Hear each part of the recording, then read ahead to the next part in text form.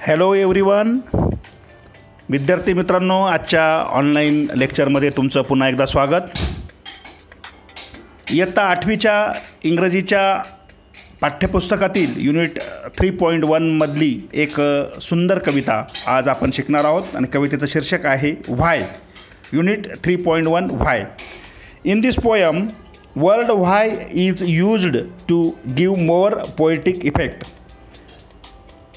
या कवितेमध्ये why this, why that, why then, why now, व्हायच्या अनुषंगाने म्हणजे WH टाईप क्वेश्चन ची पुनरावृत्ती झालेली आहे.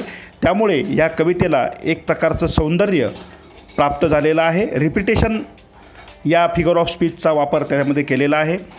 असं म्हणतात की लहान मुलांना ती खूप क्युरियस असतात, जिज्ञासू असतात आणि they having a strong desire to know about something. म्हणजे कोणत्या ना कोणत्या गोष्टीबद्दल काही ना काही माहिती जाणून घेण्यासाठी या लहान मुलांमध्ये प्रचंड जिज्ञासा असते. आणि तुमच्या लहानपणीसुद्धा तुम्हाला असे अनेक प्रश्न पडले असतील जे तुम्ही तुमच्या आईवडिलांना, आजी आजोबांना वारंवार विचारले असतील, त्यांची उत्तरं मिळवण्याचा प्रयत्न केला असेल आणि नेमक्या ह्याच गोष्टीवर ही कविता आधारित आहे. कवितेचं शीर्षक आहे व्हाय. कवितेचा पहिला स्टांजा वाचतो मी. व्हाय.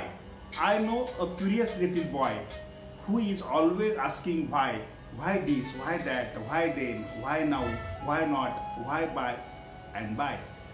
एका लहानशा मुलाला च्या मनामध्ये एक नेहमी जिज्ञासा असते की आणि तो नेहमी विचारत असतो. who is always ask questions to elders.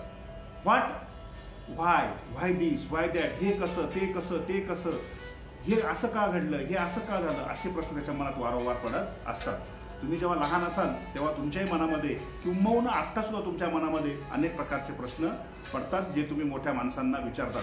आणि बरं का, लहान मुलं तोपर्यंत प्रश्न विचारतात जोपर्यंत त्यांच्या प्रश्नांचं समाधान होत नाही. आणि जोपर्यंत समाधान होत नाही तोपर्यंत ते प्रत्येक दुसऱ्या व्यक्तीला प्रश्न विचारण्याचा प्रयत्न करतात. काय प्रश्न पडतात त्यांना बघा.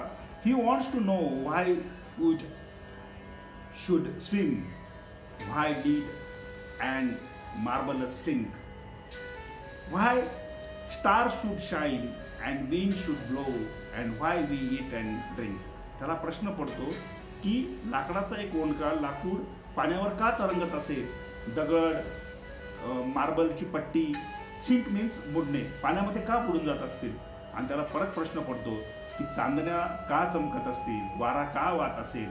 आणि शेवटी त्याला हाही प्रश्न पडतो की व्हाय वी ईट अँड ड्रिंक, आपण जेवण का करतो, खातो का, पाणी का पितो, दूध का पितो, असे प्रश्न त्याला पडतात ज्यांची उत्तरं देता देता आपल्याला सुद्धा नाकी नऊ येतं. पुढच्या स्टांजामध्ये कवी म्हणतात he want to know what makes the clouds and why they cross the sky. की he wants to know what makes the clouds, म्हणजे ढग काय करत असतील आणि ते आकाशात भ्रमंती कसं काय करत असतील असे प्रश्न त्यांना पडतात. आणि मग ते पुढे म्हणतात why sing the sun behind the hill. रोज सूर्यास्त होतो ना, हा सूर्यास्त होताना मोठमोठ्या पर्वतांच्या मागे जाऊन सूर्य का बुडत असेल हा प्रश्न या मुलांना पडतो. अँड व्हाय द फ्लॉवर्स डाय, उमललेलं सुगंधी टवटवीत फूल काही काळानंतर, काही दिवसानंतर का मुरजलं जातं. व्हाय द फ्लॉवर्स डाय हा प्रश्न या मुलाला पडतो. He wants to know why wind should come from out bellows nose. Bellows means and apparatus for blowing air, असं एक उपकरण की ज्याच्यामधनं हवा अशी वेगाने बाहेर पडते, नळकांड्यासारखं त्याचं स्वरूप असतं. The ocean ebbs and flows. Why popgun should go pop and why. Popguns means a toy gun, म्हणजे खेळण्यातली बंदूक. खेळण्यातल्या बंदुकीविषयी त्याला प्रश्न पडतात की खेळण्यातल्या बंदुकीमधनं सुटणारी ती साधारणतः प्लॅस्टिकची जी गोळी आहे ती इतक्या वेगाने कशी काय जात असेल. And at last he have a question, the ocean ebbs and flows. Ebbs means tide water moves away from the land, म्हणजे जमिनीपासून पाणी आतमध्ये खोलपर्यंत का जात असेल हा प्रश्न त्याला पडतो. He wants to know why fish have gills and why boys can not fly. मुलांना उडता का येत नसेल. And gills means the respiratory organ of fish, म्हणजे पाण्याखाली राहून सुद्धा रिस्पायरेशन मासे कसं करत असतील हा प्रश्न. म्हणजे why man's respiratory system is different than fish. हा प्रश्न ह्या मुलाला पडतो. In next answer, why steam comes from the kettle spout and rain falls from the sky. Kettle spout means a pipe of kettle through which tea liquid can be poured. म्हणजे किटलीमधनं चहा बाहेर पडण्यासाठी जी तिरपे आकाराची जी नळकांडा असते त्याच्यामधनं चहा बाहेर पडतो आणि त्याच्यामधनं नेहमी वाफ पण बाहेर पडते. आणि त्याला प्रश्न पडतो spout. Spout means a pipe. How can this pipe is work. हा क्वेश्चन त्याला पडतो. आणि आकाशामधनं पाऊस कसा पडत असेल हा प्रश्न त्याला पडतो. He wants to know why coal should burn. कोळसाच का जळत असेल, दगड का जळत नाही. In next line poet said and not a bit of stone. की दगड का जळत नसेल, कोळसाच का जळतो. How seeds get in the apple core. सफरचंदाच्या आतमध्ये जो गर असतो त्याच्यामध्ये त्या बिया असतात. ह्या बिया या सफरचंदाच्या आत जाऊन कशा लपल्या असतील हा प्रश्न या छोट्या मुलाला पडतो. And marrow in the bone. बघा आपल्या हाडामध्ये बोन मॅरो असतो, बोनमध्ये मॅरो असतो आणि हा मॅरो म्हणजे मगज. हा या ठिकाणी कसा काय तयार होत असेल हा अतिशय वैज्ञानिक, परंतु त्याचं उत्तर शोधण्यासाठी किती धावपळ होत असेल मोठ्या माणसांची बघा हा प्रश्न त्याला पडतो. He wants to know why ice should melt, why spider eat and flies, why dust should steam and why the yeast should make a dough to rise. Dough means this is the thick mixture to make bread.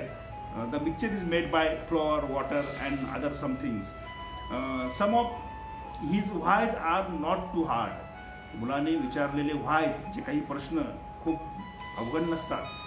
To answer if you will try. जर तुम्हाला उत्तर द्यायचं असेल तर इतके अवघड नसतात. But other no one ever yet has found the reasons why. पण असे काही प्रश्नांची मागे अशी काही कारणं लपलेली असतात की त्यांची उत्तरं आपल्याला अजूनही सापडलेली नाहीत. विद्यार्थी मित्रांनो, या कवितेचा भावार्थ समजून घेतलेला आहे. तुमच्या मनामध्ये असे पडलेले प्रश्न, many such a curious questions you have, please write in your notebook. तुम्ही तुमच्या वहीमध्ये लिहा आणि आपल्या वर्ग शिक्षकांना दाखवा. धन्यवाद.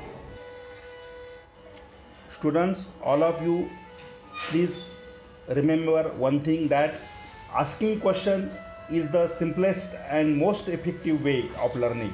It develops the curiosity and so we ask question to get information and gain knowledge.